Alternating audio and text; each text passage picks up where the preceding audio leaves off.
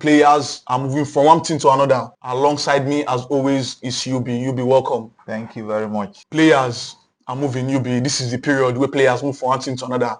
And we've seen some notable, questionable signings so far. And in 24 hours, Chelsea has made 2 signings, UB, 2 whooping huge sum of money. Gittens and Pedro. UB, what do you think about the signings? At this point, I know come on assignment Chelsea they do again. I know say yes, it look like a good signing. It look like good signing, the both of them. But the only thing I like about the João Pedro signing is he has Premier League experience. He's Premier League proven. Gittens, come on now. All these raw talent we all go market. I've had say they're young. Collect raw talent. People will never prove. How many goals? We are looking for something better than what we already have. Upgrades. That's why people do transfers for upgrades. We got something better than what you already have. And I don't know if Gittens is particularly better than what we have. Come on now. What thing don't do where we gonna go spend how much? 60 million. Over 60 million, bro. On top in head. Small boy of how okay, all this money now. Imagine that money now, you put that together, go call it Osimhen. That brings me to a very big, vital question, UB. Is this the end of Osimhen to Chelsea forever? Oh, I think it's the end. It's definitely the end because, come on now, we already have Jackson. Yes. And I'm not sure anybody's ready to release Jackson right now. We have Jackson, and now we have the lab. Wasn't the lab, and now João Pedro. These are 3 people that are very much capable of playing the striker position for Chelsea. So buying an extra striker, I know Chelsea is known for having annoying number of players in their dressing room, but this time it's going to be crazy. 3 strikers. Who's going to? Which of those the players I don't mention now? Which of them do you think that will be most likely sit on the bench? Because Jackson, we know what Jackson brings to the game. Yes, he might be missing goals, but Jackson brings something different to the game. The lab here is also going to it's not going to sit on the bench. And now João Pedro, I'm not seeing that one happening because I'm not seeing them bringing Osimhen back. That first of all, Osimhen is already not ready to take a pay cut and all that. So a lot of factors that just makes it look impossible for Osimhen to come to Chelsea at this point. Very impossible. Or people are asking questions. Some Chelsea fans are asking questions. You got Delap, you got Gittens, you got Pedro. Why not collapse and get a proven world striker? Chelsea now are in the Champions League, and there is no way you want to win a big competition without big strikers, without big players that will give you more goals. And Chelsea are sleeping on Osimhen. I don't know if, as a Chelsea fan, from your perspective, young players, raw talent, young coach, raw coach, is this the right direction for Chelsea and its owners? I wouldn't say it's the right direction, but it's the direction they've chosen to go. The thing about this thing is, so I feel like, personally, it's what I feel. Like, Chelsea they've had a lot of big name strikers come to the club, and it has not worked out. It's a long list. Starting from, okay, let's not go too far. Lukaku. Do you remember how much we bought Lukaku? Yes. Over 100 million. It did not work out. Yeah. We've had Higuain and play for this club. Yeah. The Moratas. We have Morata. We've had Falcao. So it's a long list of strikers, proven strikers, like you called, proven strikers that worked everywhere else. But coming to Chelsea, it did not really work out. So the problem is spending this huge sum of money, getting the strikers in, and then it doesn't work out. And then you have to, because Lukaku's buy, we sold him, but it was on very serious loss. Yes, it's very serious.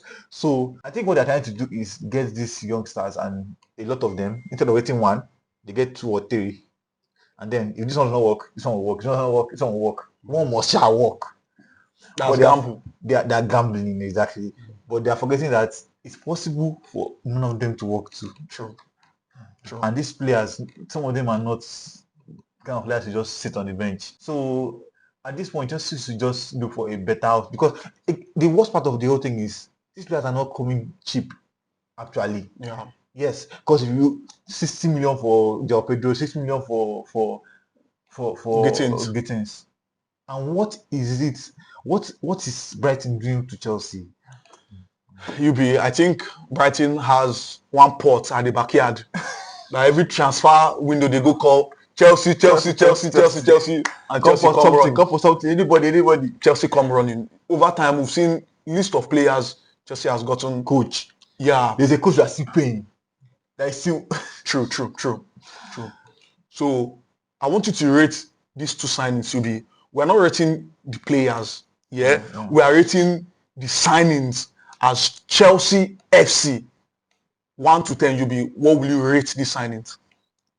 Both Gittens and Pedro. So on a scale of 1 to 10. 1 to 10, yes. I'll give Gittens 6 because he's young, raw talent. Nobody's going to deny his talent. Yeah. He is talented. So 6 for Gittens, and I'll give a 7 for João Pedro. 7 because he's Premier League proven. I mean, he has not scored up to 15 goals in a season before. He has actually. 15 goals a season. Last season, he scored. I'm talking about in the Premier League, sorry. Okay. Let me rephrase. In the Premier League. Oh, okay. So, you know what we are doing? We are buying these players for Champions League and Premier League. Yeah. So, all the FA Cup and Carabao Cup goals, they don't really count for us. True. If we want to score Carabao Cup and FA Cup goals, we have the Machempong and Magui to do that for us. So we are bringing the strikers. You're not playing to score goals in the FA Cup and the Carabao Cup. You're playing to score goals in Champions League and Premier League. So that's what I'm counting. So he has not really had 15 Premier League goals a season. Yeah. Now that's why I'm giving him 7. If I want to add Delap to that mix, I'll give that 8. Because at least we've seen in a small club like Ipswich, they are relegated, but they had more than 10 goals. Yeah. 10 Premier League goals. Yeah. So if somebody, it's just like Harry Kane, when we're saying Harry Kane, no trophy, but every season he was banging in goals. Yeah. Every season. That's what he was good. Those are strikers that okay, these people out of 20 chances might convert maybe 12 to 15 for you. So it's very hard for they lose. So Delap, I'll give Delap 8. So 6, 7, 8 in that sequence. Fair ratings, Yubi. We've been talking about Chelsea bringing in, we've called it Chelsea, selling too. Kepa Arrizabalaga officially has joined Arsenal, Yubi. Chelsea have a couple of keepers, Petrovic, Sanchez, and Jorgensen. Bergstrom. There are lots of them. Arsenal decided to pay 5 million for this young man, Yubi Arrizabalaga. I just want to ask you a question. In Sanchez, which happens to be Chelsea number 1, and Arrizabalaga, who had a wonderful season with Bournemouth, should Chelsea have allowed this man go? We saw some statistics, Sanchez had the worst errors leading to goals in the top 5 European leagues. And we saw Arrizabalaga in Bournemouth, wonderful season. And Chelsea is selling this guy and keeping Sanchez. Good or bad deal for Chelsea? I want to, first of all, let's start here. There is such a thing as small club players. Small club players. These are players that they will shine in the small clubs. Clubs that there's no pressure, there's nothing, they will shine and they will shine or shine everybody. When they come to a club where there's pressure, you see them fumbling. There's such a thing like that. Yeah, there now, is. Kepa is, I put him in that category because when Kepa was in goal for Chelsea, I remember the number of outside shots we used to concede. Outside shots. In fact, just understand that anything from outside the box is going in with Kepa.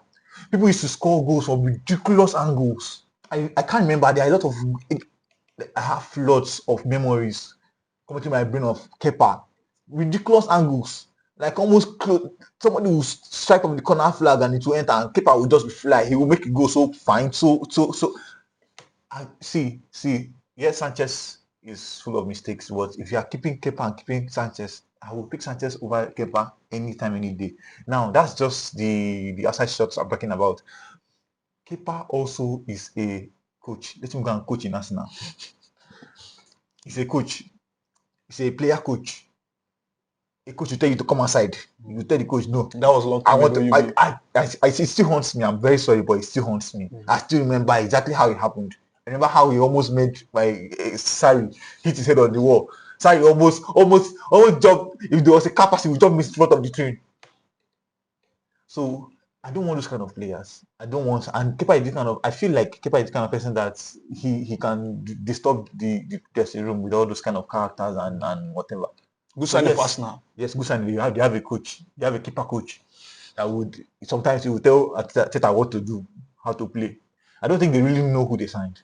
Yes, what advantage of what they signed? If he didn't do well in Bournemouth, we will not even be. Nobody will be bothered. But obviously, he's going to back up Raya, who is their chosen number one. I am so happy. Like when I saw the transfer, I was like, about time. Wow. Let him go. Let him go elsewhere. I don't want to see him. About time for Kepa. Congratulations to him and wish him good luck. Arsenal fans has been crying for striker, rather you be. Arsenal are yet to sign a striker. What's happening with Arteta and strikers? So I guess they're just waiting for maybe the Club World Cup to end. They're eyeing the likes of Mbappe or something.